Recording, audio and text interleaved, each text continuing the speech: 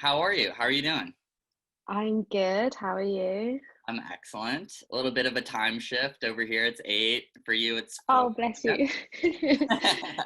Early start.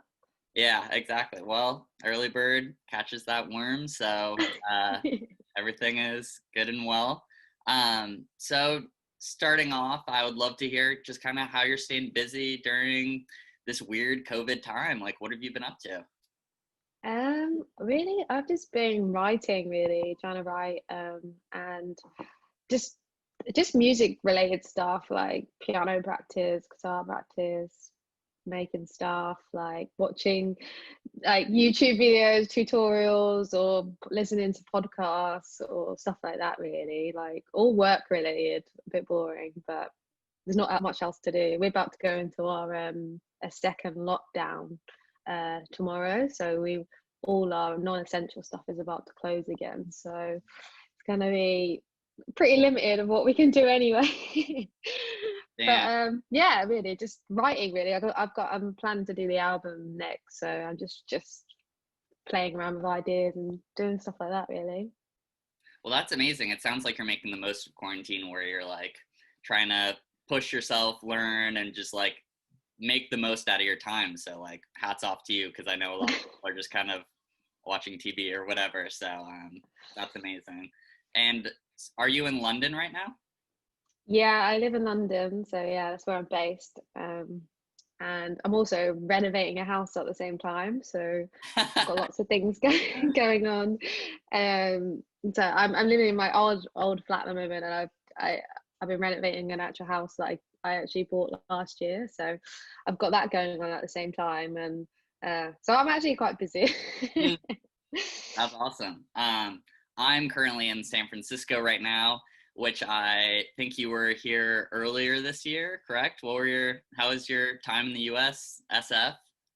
Yeah, so yeah, I was in San Francisco in March, basically just before everything kicked off, basically. So I came out for my first tour there, and I managed to do 3 gigs. I think I had 1 gig in San Francisco, which I love. I think San Francisco is one of my favorite places, actually. I love it there. It's like I did all like some the tourist stuff as well as just like chilling, and it's like good weather, good like food, like good people. It's a really good vibe. Very expensive, but I think it's probably one of my favorite places. I wouldn't mind living there. Well, I love to hear that. I love SF, and that kind of brings me to my first like really interesting question that I'm very excited to hear the answer to because I feel like I mean everyone's lives have been crazy over the past 6 to 8 months, but yours especially, it's been a crazy time. It sounds like. So, you were on your US tour kind of when COVID was breaking out. You were supposed to play South by Southwest, which is such a bummer. I was supposed to speak at South by Southwest, and I would have been ecstatic to see you there. But can you walk me through what that was kind of like touring in the US, being from England, and like having this whole fiasco go down?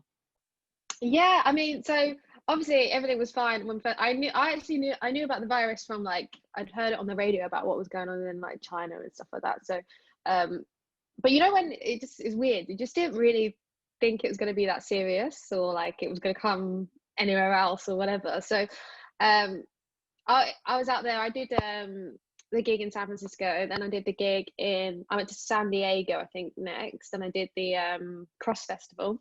Hmm. And then I arrived in LA after that, straight after that, and I was due to play I think maybe 2 gigs in LA, and I was gonna go to like Austin for South by Southwest, and so I got to LA, and within probably 2 3 days, there was like some like mutters about like it being in the US or being outside, and then everything just started getting cancelled. Like literally, the LA shows were first because they reduced the amount of people you could have at an event, so they couldn't go ahead.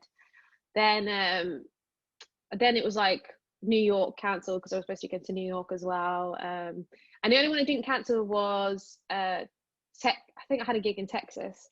Was it Texas or New Orleans? No, I think it was Texas.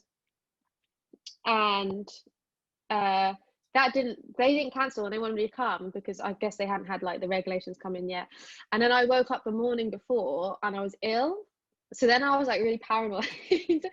I was like, have I got COVID? I shouldn't go on the plane. And then basically I ended up kind of trapped in, I didn't go in the end. I rang them and then everyone was like, no, you shouldn't go. Like, this is not a good idea. And I ended up kind of like trapped in LA for like a week and a half or something with everything closed. So like I didn't get to see anything. I couldn't go anywhere. Like I was just trapped in a hotel room, and I was just like, it was quite down. I guess I was quite down about it at the time because it was my first time out there, and I was excited for the shows, and yeah. And me and my manager at the time were a bit like, oh, people are just overreacting. It's just like a flu. Like, why is everyone so crazy like about it? And then now, like thinking back, we're like, oh, we were so wrong, like so wrong about it. And then by the time I come back to England, we arrived here, and then within like probably a few days or something, then we were in full lockdown here. Couldn't leave the house, and it was a bit of a whirlwind, really. It's like something out of a movie. Exactly. But the gigs I did in the US, like I had such a good time at Crossfest, so that was amazing. And obviously I love San Francisco. I wish I could have spent more time in San Diego because I was only there literally for the festival, and then I had to like hop off to LA. And but the gigs I did, like I really enjoyed myself, but yeah, I just didn't really get the full experience. And was this your first time in the States? This tour? It's not my first.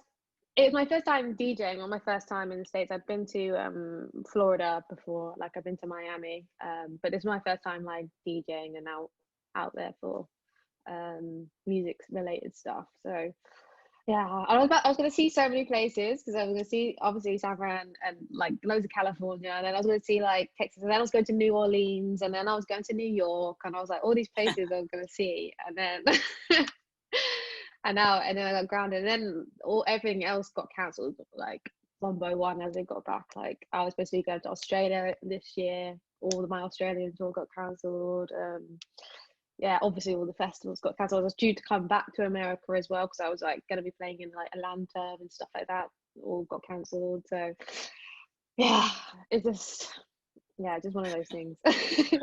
Oh man, that hurts to hear that story because obviously very different, but to some extent I feel the pain where I just graduated from university and I was supposed to go travel the world, go to Japan and Australia and Thailand and all these crazy stuff and move to LA, and obviously none of that happened. But yeah, Bless you. And I totally remember, at least I was very much monitoring South by Southwest to see if it was going to happen or not.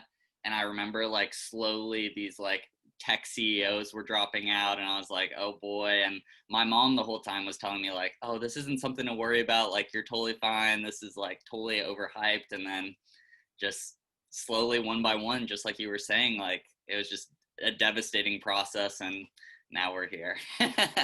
I know, it's so weird. I mean, and I think you think it's going to be a short thing. Like in my head I was like, okay, cool, this is just like the summer, and then it's like now we're in winter, and I'm like, okay, just till the end of the year. For some reason I'm like, can't wait for this year to be over. But why? Yeah. Because it might not be any different.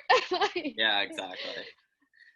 So being a DJ, like I imagine a lot of people are itching to get back out there, but I dabble in DJing myself, and I can attest that it's not the same playing shows by myself in my room with no one around me. So are you planning on doing any touring following the EP? I saw that Arlo Parks is doing a European tour. I don't know, like, are you going to do any touring? What's going on there?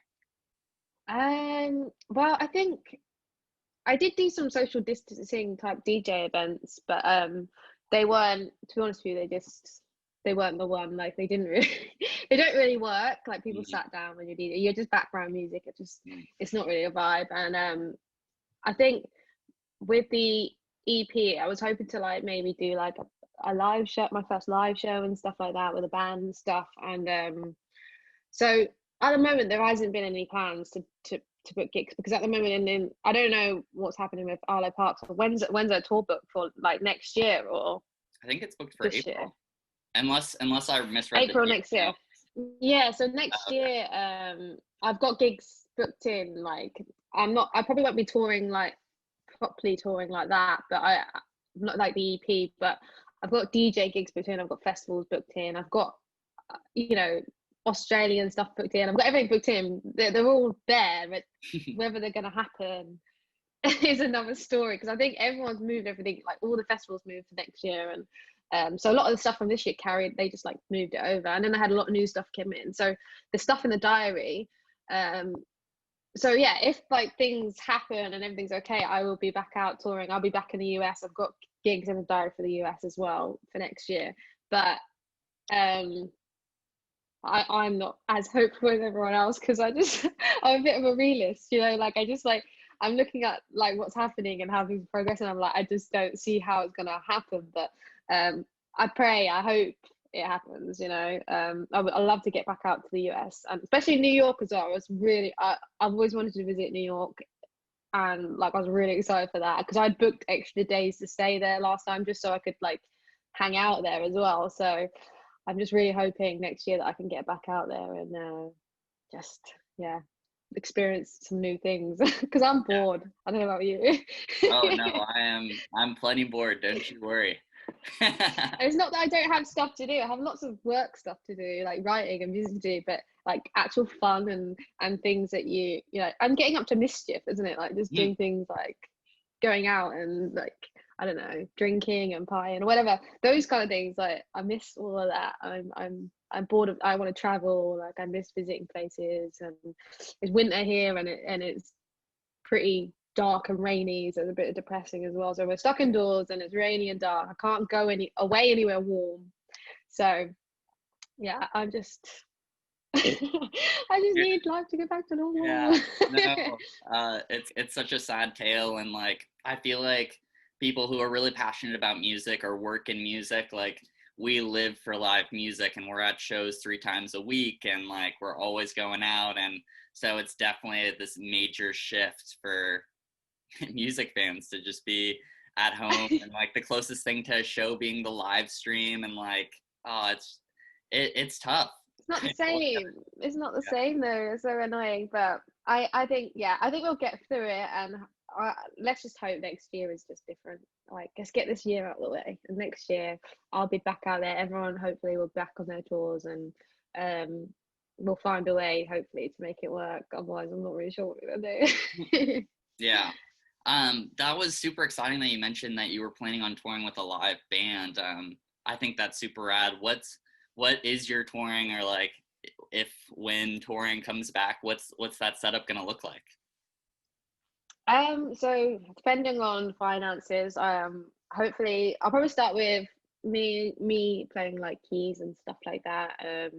I'll probably be on keyboards, and I might do some guitar. I'm not sure. I'm not I'm not a guitarist really, but I can do bits. I'm learning and getting better.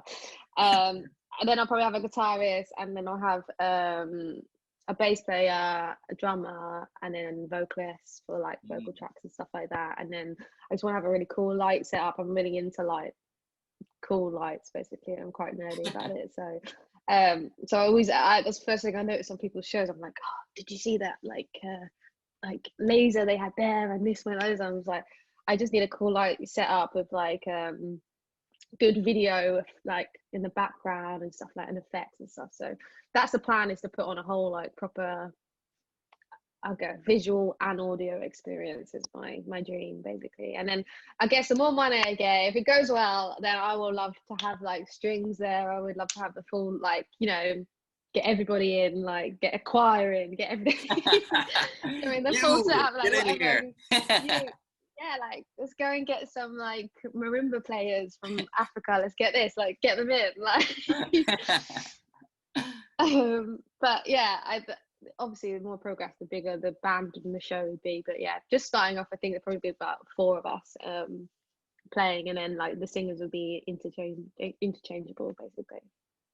Well, that's amazing. I love that you're thinking so big and you want to build out this whole experience with all these instruments, and and the light show. Like, I think that's awesome that you really want to build out this experience. And I have to say, like, seeing show electronic DJs and just having a deck versus like when people perform with like 6 people playing instruments, like there's a big difference, and it's like very cool to see. So I'm excited to see that tour when it comes to the US, and hopefully go again.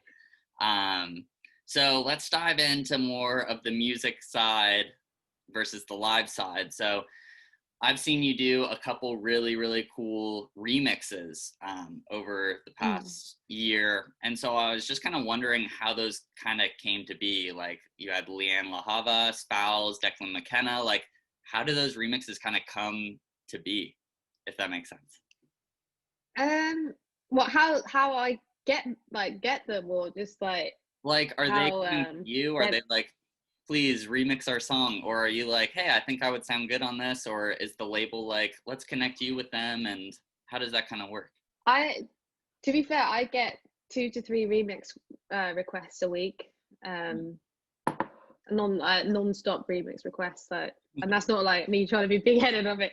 Like, just some reason people really want me to do remixes. I have no idea why. So I am inundated with remix requests, but I just basically pick through the ones that I think will sound the coolest, or I think I can work with, because it's more about like what I can do with it. 'Cause sometimes you get cool songs sent to you, but you're like, I actually don't know what to do with this. I can't make this anything else.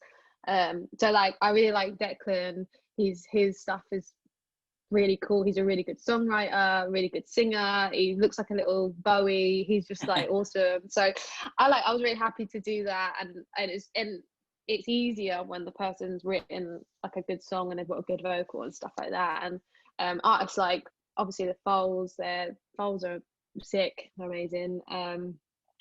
Who else? Leanne LaHavis, obviously everyone loves Leanne LaHavis, beautiful voice, great songwriter. So like, I think I'm just quite privileged that people ask me to rework their songs, and I've been really lucky with the people that have asked me, to be honest. Like, and they've always worked out quite well.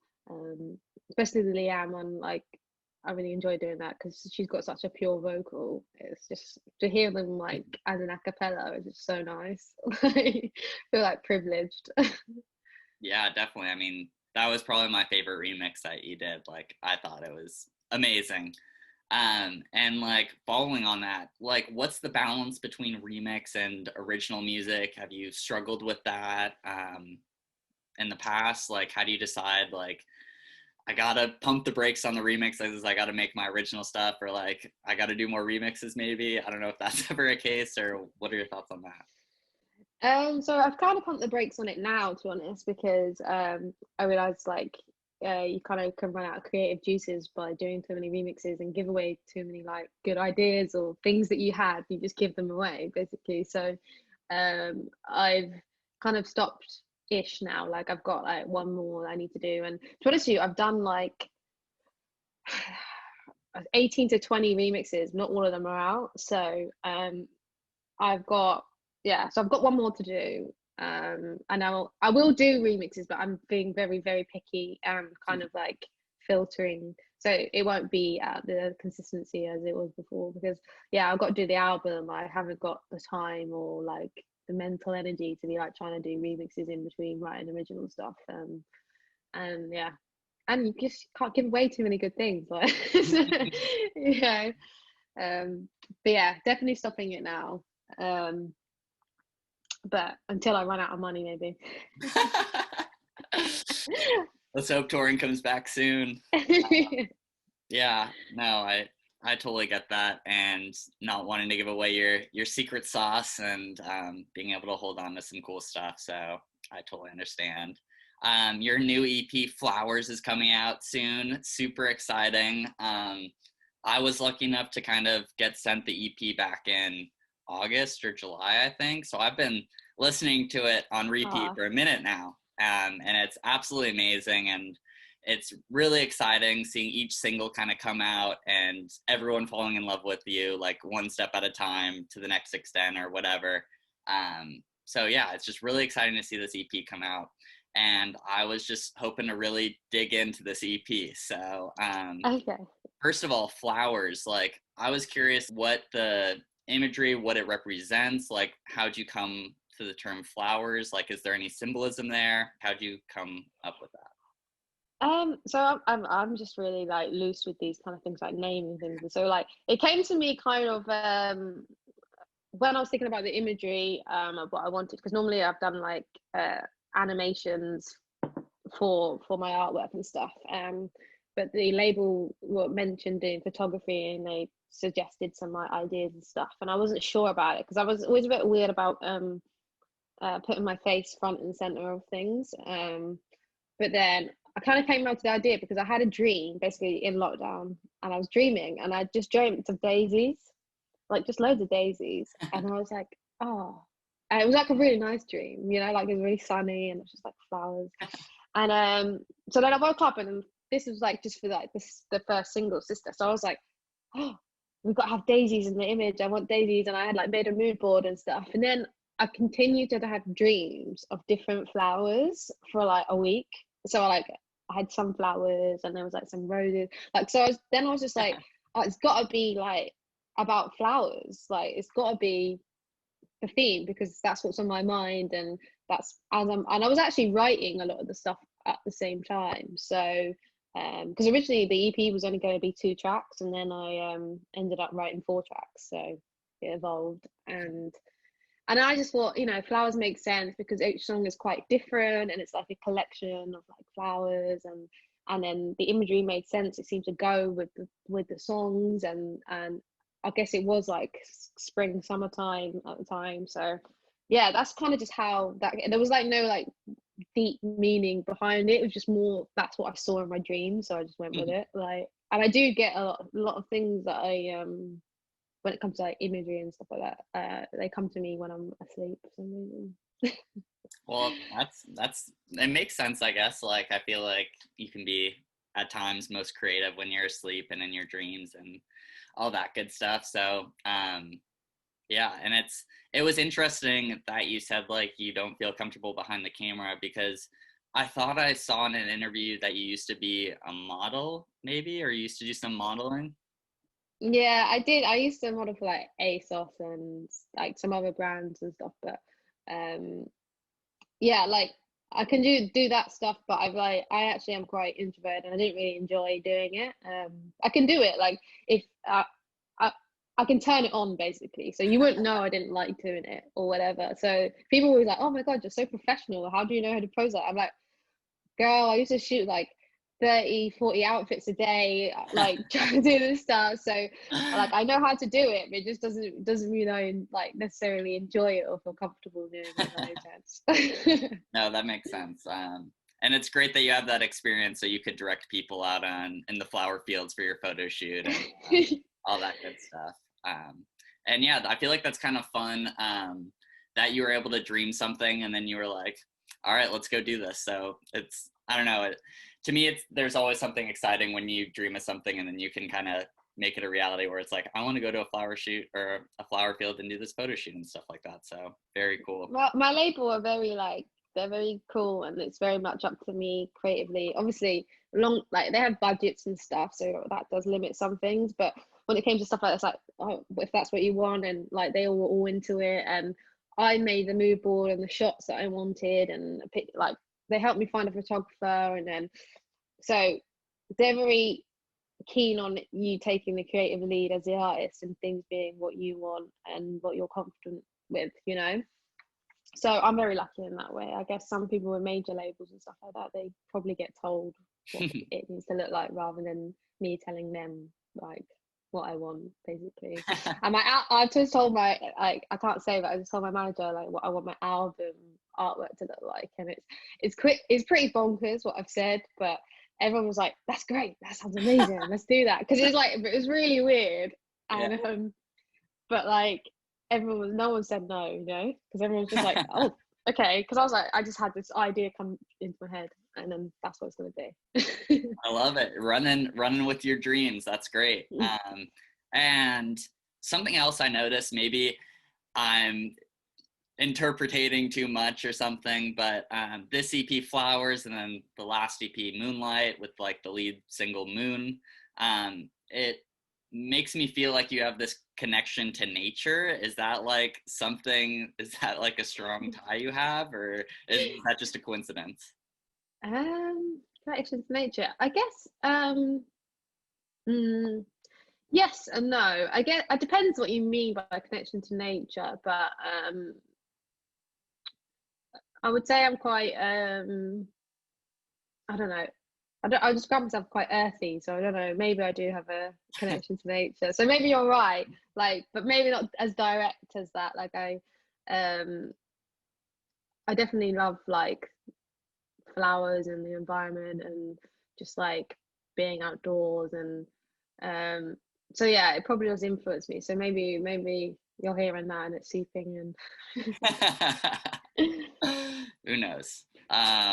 Yeah, and then let's dig into Sister. Like, first off, what an amazing track, but then when people kind of understand the message and the backstory to it, it just takes it to another level, which is crazy because you're already up here. And then, like, with some context, it's just like even better, which is crazy. So I was wondering if you could kind of tell that story and what happened to you over the past couple months. Yeah, so just during lockdown time kind of period, so when I was writing, yeah, I just on Facebook discovered that I had like this half sister I just didn't know existed. um and I saw a comment on something, so I messaged her and I was like, I think you're my sister. And she was like, actually I think so too. And then we started talking and WhatsApping, and like I had a phone call with her, and then we realized like everything made sense. And then we just spoke to each other every day during lockdown. We were just like texting all day every day and like getting to know each other. And then it was kind of in that, while doing that, that I was like writing, like I started writing Sister, and obviously I called it Sister because of her. And I sent her like the first versions of it as well. She heard, and I was like, I wrote this song today called Sister, and just sent it to her, and she was like, oh my god, that's so sweet. And then yeah, it just evolved into that really. But it was a good experience, a good, that was a good thing that happened in lockdown, I guess. Yeah, no, that's amazing. Like, I honestly can't even imagine what that's like because I haven't necessarily had anything remotely close to that happen to me. So like that's amazing that that happened and you're able to find a new connection in your family and all that good stuff. With that story behind Sister, is there other stories behind other tracks on your EP that are um unfold or something? Nothing, there's nothing like in that way, like nothing as personal, I guess, as that's Mm. probably the most personal thing, probably the most personal song I've done. And I don't, and to be honest with you, I wouldn't normally share personal things. I'm just, I was just like, oh yeah, fuck it, I'll just share that story because I felt so, it was like everyone was like, you should share it, people would like to hear that. And I'm quite I can be quite shy, and I'm also like quite a private person. Um, so it was it's quite hard for me to talk about it, but yeah. So the other stuff isn't so personal. They have like things about them, but they're not like related to me like that. Like I guess Renegade, it was kind of like written. There's like two things. I was watching the last, is it the last dance or whatever it was on Netflix, you know, the basketball thing documentary was Yes, on. I think it's like uh, the last dance, the final dance. yeah, and I was like, I fell in love with Dennis Rodman. I thought he was just like amazing. You know who Dennis Rodman is? Yeah. Yeah. I just fell in love with it. I just thought it was just so like, I don't know. I just loved him. And then I heard someone call him like the original Renegade. And that's kind of actually where I got the name Renegade for the song Renegade on the EP. And I was thinking, when I started writing the song, I was thinking about like his energy when I started to write it, and like being kind of a bit of a badass and just being like free or whatever. And then in the process, it moved to me kind of thinking, feeling a bit like old school, like 90s, like movies or Tarantino movies. I don't know why that got come into my head. I was writing it. And then, so then I started to kind of bring up on YouTube, like, actually I brought up like old British gangster movies as well, like, so like was it Lock, Stock and Barrel, whatever. Like, there's an old movie like called that, like a 90s movie, and I was bringing it up, and I was like writing it while playing it to the picture, and it was just like, it was working as like a trailer, you know, like as trailer music. It was like cutting, like, everything was in time, and I was just like, this looks so badass. They're like pulling out the guns, and like the music's just going, and I was like, so I just wrote it basically with that in my mind. Like, I was like, this sounds like someone's on a mission, basically. And that's what so that's kind of like, not, that's just kind of how the vibe of the film came about. And then the lyrics, I had the vocals from an old track, another track, because obviously we couldn't really record vocals or write things in lockdown, so I pulled that from another track, and it just happened to work on there, and it just made sense, and it all just came together really. And then with the last song, Demba, that song was written using a Malian artist's vocals from a song that they hadn't released. So I'd contacted a lady during sort of the lockdown period time, because I was interested in working with Malian singers. And there's a lady called Lucy Duran, who's like a professor in like West African music. And I spoke to her and asked her about some singers, like, did she know anyone that would be good? And she mentioned Hawa, who's in the Trio de Cali, so who's featured on that track. And they'd sent me these vocals up from this track that was unreleased. And turns out, like, I didn't know at the time as I was using the vocals and creating the track, but the song was about it's about celebration. So in Malian culture, they have like these big parties when, I guess, when there's like a baby's born, or when there's a marriage or whatever, and they all have like big street parties, and it's the job of the godmother, who's usually the sister of like the bride or the mother of the baby, and they're called Demba. I think that means godmother. It's their job to like rally everyone together and like raise money and funds, and like to bring the celebration together. So the song is like singing, the woman singing and saying like, you know, come on, like, you know, the birth of the baby is a wonderful thing, like, will you help me celebrate this, will you help me make this tremendous day, and stuff like that. And the professor was telling me how it was kind of like a song of female solidarity, because in Malian culture it's quite patriarchal, and this is kind of one of the only times a woman can be like, because like they sing out in public and stuff like that, like, the only time a woman can really be sort of brazen and like take the lead, you know, and be strong. So it's quite a nice meaning to the song, you know. So that kind of made me fall in love with it a little bit more once I knew. And it's a catchy song anyway, so I was like, and it's got a good thing, and it's about celebrating nice things. So That's amazing. I mean, it's great hearing you talk about your music, because the tracks already sound so great, but like I said earlier, with a little bit of context, it makes it even better. And I think that's amazing that you kind of made like that West African anthem of empowerment, and I think it's just super rad. oh, thank you. Something I enjoy asking musicians to do, because who knows, sometimes a music journalist might talk about music and they're like, I don't sound like that. That's not my sound. So something I always like to ask musicians is like, how would you describe your sound on the new EP? Like, how would you describe your music? How to describe my music? I have this. Can't remember what I used to say. I would say I usually say the words intricate, emotive, and what's the other word I always use? There's another word I always use, but I've forgotten it now. Intricate, emotive, and I don't know. They're the main two things, because I don't like to say to genre like specific things, because I'm not actually like, even though I make electronic music, I feel like I like to like bend a little bit and mix in other things, and I don't really like to be put into like a category. The worst thing someone can call me is like when they're like chill out music or chill music. That's really insane. It makes me want to like explode. But I prefer to just call it electronic music, and that's it. Like, no need to like go any further than that, because I mix things, you know. Yeah, 100%. And I think that's a very great explanation because, I mean, my whole thing, my stance, my platform is all about genreless music and just promoting the best of music despite a genre.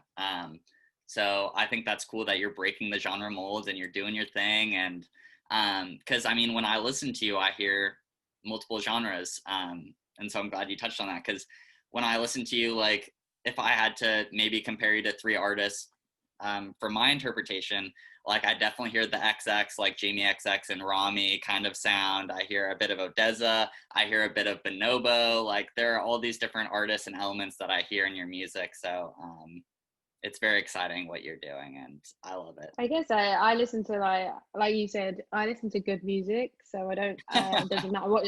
No, I just mean it doesn't matter what genre. So in my head, I believe in just good music, not like I'm not like, oh, I only listen to dance music or I only listen to this. So like I guess like you saying you look for just good music, the music you like, regardless of what genre. And I think if you looked at my Spotify playlist or the things I'm listening to, you'd be like, how are you listening to Pink Floyd today? And then like yesterday you were listening to like, I don't know, like Bonobo or whatever. Like, how are you doing these like things? Or but you were listening to like some hip hop or into some Tribe Called Quest or whatever. Like, and you're like, what the hell? Yeah. like what do you like? I'm like, well, anything that sounds good, basically. No, I'm totally there with you. Like when you look at Spotify recent artists, like the algorithm's a little confused, and that's okay. And yeah, like in my week top 10 list, like you'll see indie bands like Bright Eyes and Phoebe Bridgers next to Ariana Grande and next to Yeah. SG Lewis, and like that's okay to just promote the best of music and like fuck a genre. Yes, I mean, I'm like I said, I'm not against a good pop song, you know. If it, I'm not like a snob where you're like, oh, it's pop, it's commercial. No, like if it's well written, it's a good pop song. It's a good pop song. It doesn't matter if it was like the biggest artist done it or whatever. I'll be like, that's a really good song that they've done. So it deserves to be called out and told it's a good song. Yeah, no, definitely. And speaking in that same kind of vein is like the artists I try and promote and the music I try and promote is stuff that I think would resonate through any like favoritism of genre by someone. So if someone's a Kendrick Lamar stan or someone's a Dua Lipa stan or someone's a Phoebe Bridgers stan, like the artists I talk about or try to talk about are people that no matter what kind of music you like, if you hear this, you're gonna love it, kind of thing. Where it's like Yeah. you don't have to like be this pitchfork expert reading whatever. Like this is just like good enough music that like anyone will love, and so that is why I think you're great. And I was like, I got to interview her, I got to talk to her. So yeah, a little bit of Oh, praise. thank you. Oh, thank you. Basically, I hate when people compliment me. I feel really awkward. So just I feel like I'd rather people just said, "Oh, you're really rubbish." That probably made me feel better. Yeah, and then also speaking kind of in the same realm, in a recent interview, you said, I'm listening to a lot of music, drawing inspiration and ideas from, and trying to think what I want the whole thing to sound like. So I was just curious, like, who are you listening? What were you inspired by? Are there any like direct correlations where you're like, oh, I was listening to Bonobo on this song and then I wrote Change or I'd say with this EP, um, I actually can't remember who I was listening to, but it was. I don't think I actually had as direct links to people as I. Actually, no, I lied. When I was listening to, when I did Renegade, I was listening to. I've been listening to this song, a song by the Killers, or I was listening to Killers, and then so there was something about that kind of led me to like more guitar-y and bassy sound or whatever. And then I've been listening to, I got into the 303 quite a lot, so that's not featured on like quite a few tracks. And I was listening to a lot of Tame Impala. So I saw Tame Impala in LA actually before oh, I that's came home. So I saw his last gig that he actually got to do on this tour. And there's a song he has that had a 303 in it. And then that kind of made me buy one just because I was like, because I had like a synth like not synth, I mean a software version, like you could just do it with. But after that, and I'd been listening to a lot of other songs that had 303s in it, and I was like, oh, I really want a 303. So then I bought one, and then so that ended up a lot on the stuff. Tame Impala is probably one of the last people I've listened to a lot recently. Because I guess his album came out just before everything popped off. And then who else really? I don't know really that recently. Yeah, I think that's kind of the main things I was into around that time. Oh, a bit of Solange as well. She's beautiful. Uh, I love her music. yeah, she's amazing. Yeah. And So I yeah, was listening to some of that. yeah, and it totally makes sense that you're listening to Tame Impala, because I feel like a lot of his music kind of is about being a loner and being alone and being in isolation and being in limbo. So I totally get that. Why you would be listening to him. I've listened to him a bunch too. And another question I had was, you briefly touched on the album in an interview, said like that your album was coming soon. So what can we expect from the album that you can tell us, of course, and maybe like a general time frame of when you think something like that could come out? Oh yeah, that's a hard one. To be honest with you, I'm still just figuring it out at the moment. So I'm I've been flip flopping a lot because do you know what, lockdown and COVID and that is really a killer for creativity. Like I'm not gonna lie, like sometimes I'll be sitting there trying to write something and I'm just like I feel a bit dead inside. Like I'm just like, yeah, I don't really know what to write because you're not getting any experiences or like new things. So and I think before I was hopeful that I'd write it quite quickly, but I think I might be a little bit slower than, just because of the whole situation, it might be a little bit slower than what I would have liked to have done. Not, it probably wouldn't be that slow for everyone else because I think most people expect you to like spend like a year, but I was planning on doing it in like 6 months, but which I think I can do in the right frame of mind. So I reckon you probably got like a year till it comes out, and I think what you're gonna, I can't say what you expect from it, but it will be very diverse. Like, you know, I guess like partly with Flowers, the reason why like everything was like the songs were quite different and stuff was because I was setting it up for, so people weren't shocked by anything that I do or put up. Do you know what I mean? It won't confuse them because, you know, I want to make music for people. Like you said, that it doesn't matter who you're a fan of, that you will get it, you know.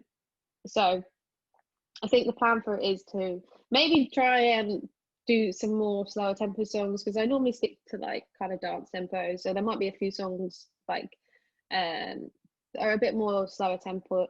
Maybe I'll be definitely working with like more singers and stuff like that. So because I quite enjoyed having vocals this time. So there'll definitely be some more vocals involved and more guitar because I love the guitar. It's like my favorite instrument, so there'll be more of that. But that's probably as much as I can say really for now because it's still kind of in the works and I'm still trying things. And I'm, like I said, I'm doing a lot of like learning and I just like practicing and stuff. So this is all more like I'm more like prepping for it, you know, so that I can, when I really get into the studio, I've got all these new skills and these new sounds and new things that I can do that I can put into the album. Yeah, definitely. And I think that's really smart because, I mean, when I was listening to Flowers, like, you're so right. Like, songs had very different sounds. And yeah, I think that's a great idea to keep people's minds open for what the album can be. You're working with vocalists. I'm hoping to hear Leanne LaHavas on there. Fingers crossed. And then, yeah, I had one maybe a little fun question for the last one. So I saw you recently posted a video to TikTok of you dancing. Are we gonna see more dancing? Is Renegade gonna be the next big Renegade dance? Like, what can we expect? You know what? I look older than I look, so TikTok, I feel a little bit too old to be on it. I know it seems weird, but I'm a bit confused by it, and I'm a bit like I don't really, you know, like I feel like an old lady when I went on it. And I used to be a dancer, so I actually studied dance at university and stuff. So like I'm not like scared of dancing, but I I don't know if I have as much time to do stuff on TikTok, because it actually takes up quite a lot of time. I know you know you all know this. So I know. and it requires like quite a lot of mental, like, I guess, energy, and like to think and plan things and make things cool that people actually want to see. So you might see some more, but maybe not. Like, I might not go mad on it because I'm so into like writing and music and stuff like that. I feel like social media is a distraction. So I try not to do it as much, but I don't know, maybe I will start doing some more fun things and some more dances or whatever, just for the lols, like, Yeah. I don't take myself too seriously, so it's not a big deal just to do a dance or whatever. But I guess most people wouldn't expect that from like an electronic artist. So there's not many electronic artists on TikTok doing doing dances. I love it. I think that seeing artists kind of come to TikTok shows a lot more personality and a lot more insight. Like, for example, Kali Uchis like told her story, and like she did like a voiceover of her photos and stuff like that. And so it's really cool to see kind of like a more personal side, see more personality from artists on TikTok versus like Instagram. So whatever you bless us with, like, I'll take. And yeah, and I totally get, like, I'm pro you focus on music too, because whatever it takes to get that album, like, I'm here for it. And it's I take everything really, really seriously. So like, if I was to like fully get into TikTok, it would take up so much time, because I'll be like, oh, the video needs to be like this, and I need to do this, and I'm, like, kind of, oh, but I saw someone do this, and I'll have to learn how to edit it like this, and I'd take it really, really seriously, to the point where I'm actually just forgetting about everything else because I'm trying to be like some sick, like, amazing TikToker or whatever. Like, That's so funny. You're like calling your label. You're like, all right, we're gonna need a creative director. We're gonna need a videographer. it literally would be like that. I just like, I need to make this like the sickest thing. So like, I didn't even want to post a dance. I didn't want to post a thing, not because like, just because I was like, oh, it's not good enough, or I just, when they said, oh, you should try TikTok, and I was like, okay, I will, but like, I'm just scared to get into it, because I know what I'm like, and it'll just be non-stop, and then I'll just be like on it all the time, trying to like, I do appreciate the videos on there though. I'd spend a lot of time scrolling and laughing at people's stuff. That's awesome. Well, yeah, that was my last question. Is there anything you want to plug? Anything you want to talk about before we go?